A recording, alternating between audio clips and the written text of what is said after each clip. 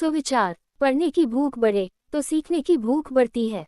1. महात्मा गांधी के 688 हस्तलिखित संदेश 16.20 करोड़ रु में नीलाम हुए। ये देश में किसी ऐतिहासिक दस्तावेज की नीलामी का नया विश्व रिकॉर्ड है। सैफरन आर्ट ने इन्हें Gandhi from the collection of Anand T Hingorani नाम से नीलाम किया। गांधी जी ने ये संदेश अपने सहयोगी और स्वतंत्रता सेनानी आनंद टी हिंगोरानी को पत्नी विद्या के निधन के बाद 2 साल तक लिखे। बाद में इन्हें ए थॉट फॉर द डे किताब में शामिल किया। नीलामी में गांधी जी की अन्य वस्तुएं। आर्काइव का नाम Gandhi from the collection of Anand T Hingorani. क्या खास है इसमें? गांधी जी द्वारा सत्य, अहिंसा, ब्रह्मचर्य, सर्वधर्म समभाव, निर्भयता और सामाजिक सेवा जैसे विषयों पर हस्ताक्षरित 688 विचार और संदेश शामिल हैं। किसने बेचा? प्रसिद्ध ऑक्शन हाउस सैफरन आर्ट। किसने खरीदा? खरीदार की पहचान गुप्त रखी गई है, वो भारत से ही है। ये दुर्लभ ऐतिहासिक धरोहर देश में ही सुरक्षित रहेगी। 78 लाख रुपए में लिखते हुए महात्मा गांधी जी की हस्ताक्षरित तस्वीर। 1.02 करोड़ रुपए में पेटी चरखा और कुल 2 पत्र हैं। 57.60 लाख रु में पत्र, टेलीग्राम और पोस्ट कार्ड।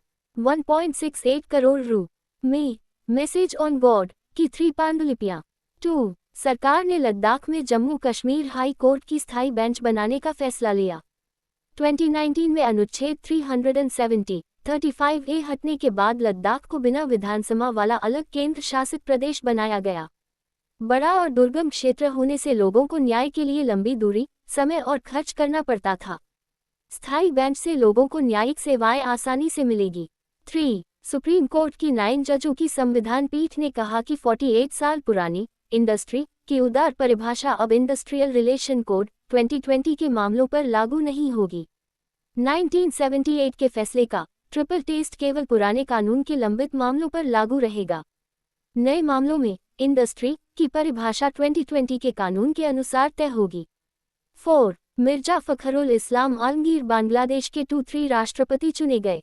बीएनपी के आलमगीर ने विपक्षी गठबंधन के उम्मीदवार कर्नल रिटायर्ड ओली अहमद को 255-88 वोटों से हराया। 1991 के बाद पहली बार राष्ट्रपति पद पर आम सहमति के बजाय सीधा मुकाबला हुआ। आलमगीर मोहम्मद शहाबुद्दीन की जगह लेंगे। शहाबुद्दीन ने पिछले महीने इस्तीफा दिया था। 5. Word of the day, tax buoyancy. Tax buoyancy ये बताता है कि अर्थव्यवस्था की तुलना में सरकार की टैक्स कमाई कितनी तेजी से बढ़ रही है। जैसे अर्थव्यवस्था 10% बढ़े और टैक्स कलेक्शन 15% बढ़े तो टैक्स बुआयंसी ज़्यादा होगी। यह कोई नया टैक्स नहीं है, ये टैक्स से होने वाली कमाई की बढ़ोतरी मापने का तरीका है। हाल ही में इंडिया रेटिंग्स के मुताबिक जीएसटी लागू होने के बाद 26 राज्यों की टैक्स बुआयंसी FY14 FY17 के 0.6 से बढ़कर FY18 FY26 में 2.9 हो गई। इससे राज्यों की टैक्स कमाई में सुधार और बेहतर वसूली का संकेत मिलता है।